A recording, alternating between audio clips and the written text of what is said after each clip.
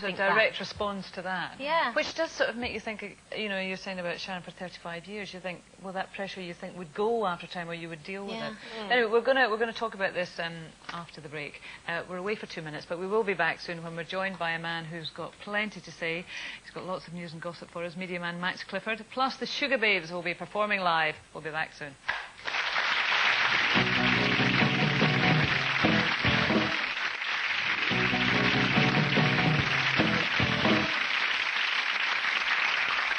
Welcome back to Loose Women. Me and Jane have been hugging for ages. It's just been lovely. I feel better now, don't I feel lovely, thank you.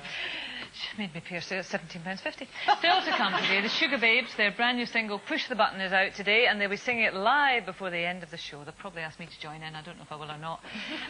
Now, if you've got a problem or a dilemma, the Loose Women may well be able to help. Email us at loose.womenitv.com. We could be solving your problems, hopefully not adding to them, but certainly discussing them on Wednesday's show. Now, talking of problems, we were talking about Sharon Osbourne and her battle with bulimia. And you were saying, Kim, that in your teenage years you had it. When you get into something like that, is it a conscious decision? Are you thinking, right, I'm under pressure here to lose weight. How am I going to do it? You know, I'm not going to go on a diet. I'm going to take this drastic measure. I mean, is there a thought process, or do you just fall into it? Well, I think for me, I knew that a couple of the other girls were doing it. And to be honest, I didn't really know an awful lot about it at the time. I just knew that it made you lose weight really quickly. And that's kind of why I went into it. So I think it was a conscious decision for me to do it.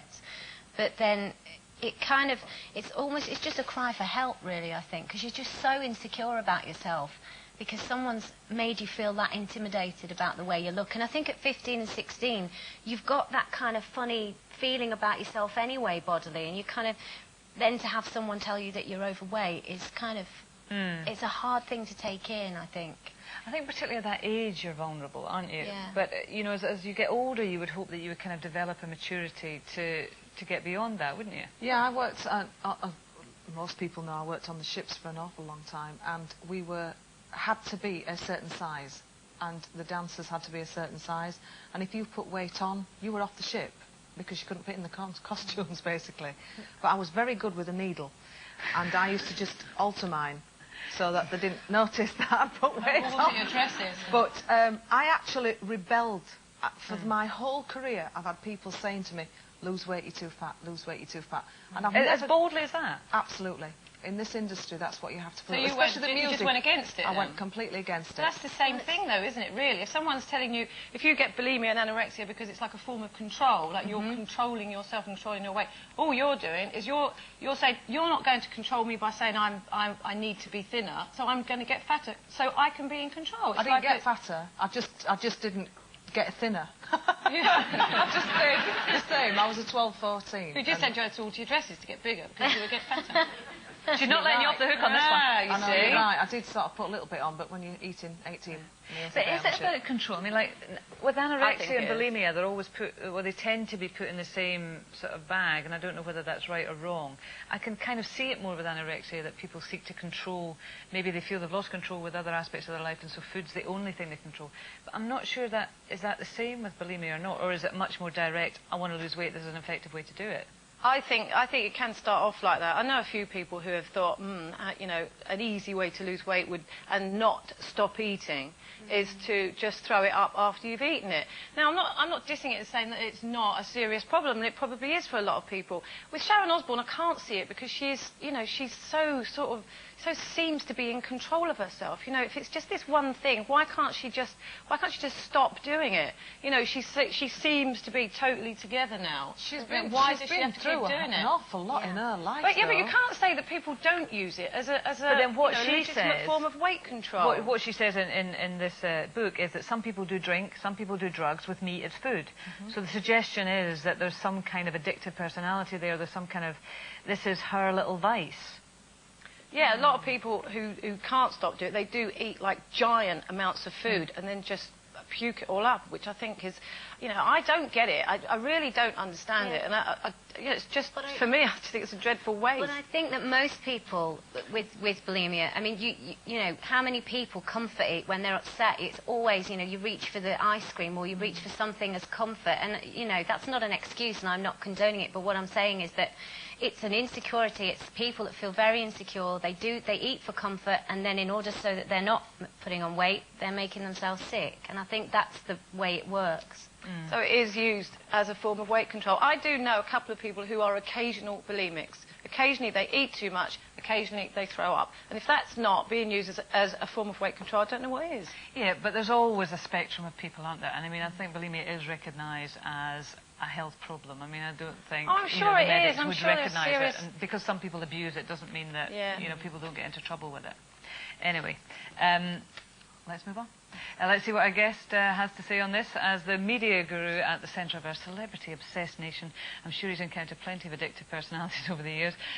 He's the man you call if you want to get a story in the papers and if you want to keep a story out of the papers. Please welcome Max Clifford.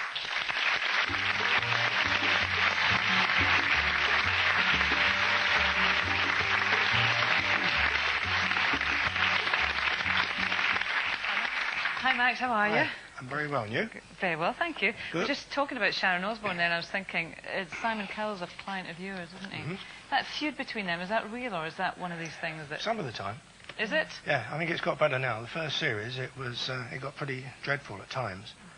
And I think a lot of it is Sharon is a very insecure person. A lot of people, talking about bulimia, you're talking about people that eat too much or drink too much or whatever. It's a need for comfort. Because they're not happy with themselves, they're not happy with their situation. And with stars, because of the huge egos, you see it all the time. A lot of the big stars, the biggest stars in the world that you think have got all the confidence in the world, don't. Sinatra couldn't do chat shows, couldn't be himself. Really? No, just couldn't do it. You think that's the man, the most confident man in the, even Muhammad Ali got nervous before chat shows. Are you nervous? No. No, but it's different. No sense, no feeling. Do you ever get nervous in any situation? No, I think sport, because sport's always been important to me as a kid, football, water polo, etc. I would get a bit nervous before the big matches, but I think that's a good thing because it helps to get you going. Other than that, no, pretty much. I mean, if people like it, they do. If they don't, they don't. I'm quite comfortable. I think that's a lot to do with your family as well and your upbringing. I mean, in terms of what you do, and I mean, I don't know if a Martian was to be beamed down here right now, how you would describe exactly what you do. With great difficulty, probably. It's promotion and protection, public relations. And I started in '62 helping to launch an unknown band called the Beatles that did quite well. Since then, a lot of people have come along, Sinatra, Brando, Muhammad Ali, Paul Newman, lots of others. And I've just been incredibly lucky because I didn't plan any of it. I left school at 15 with no qualifications. And I think our careers master said, well, unless your dad's in the print, we can't really offer you anything because that's the only good job there is. And you can't get into printing unless your father's in it. That was our careers advice. Anyway, one thing happened after another. I never planned any of this, but fortunately for me, I was kind of at the right time and the right place. I came from a very happy, loving, poor environment, but I'm the youngest of four, and we always had plenty of confidence. I think a lot of that came from sport, because it's a very true playing field, sport. I can hype people to become internationally famous, world famous, with very little talent. You can only win at the very top at sport if you've got the ability. But Max, with respect, most people do know about you because of some of the, let's say, sleazier stories that have appeared in the newspaper. Faria Lam, you represented... Rebecca Luce. Rebecca Luce, you represented... Yeah, I mean, that's 20% of the last 40 years. In fact, it's less than that. But obviously, it's one that creates a lot of interest and attention. It's been great for me because the more front pages I've had, and I've had, I think, 150 in the last 18 months, the closer you are with the editors of the national newspapers, with the media, not just here, but all over the world. And since 75% of my business is doing PR, stars for companies, for organisations, the greater influence, control you have. So how much control you have? I mean, if I came to you and said, look, Jane and I got caught 10 years ago in a lesbian orgy up in Glasgow. And we're not that keen for it to get out in the papers. I just thought I'd tell you. I'd be delighted, actually. But we came to you and said, look, please help us, Max, please. We don't want this to get out. Could you? Well, what would you do? How do you do that, though? Well, I mean, how do you do anything? You know your business. The biggest part of my business is not promotion, it's protection. And if I don't know more about the stars I represent than anybody else, I can't protect them. So when they come to me, I don't ever approach anybody to do PR, whether it's the chairman of a multinational company, or it's Simon Cowell, or it's Sinatra, or whoever. You say, look, if I don't know more about you than your wife, your mistress, your girlfriend, your lover, your whatever, I can't do what you want me to. But that presumes they've got something to hide. I mean, Simon Cowell, for instance. Why does Simon Cowell need you? I mean, there he is, successful man, he's on a TV show. Why does he need you? Good question. No answer.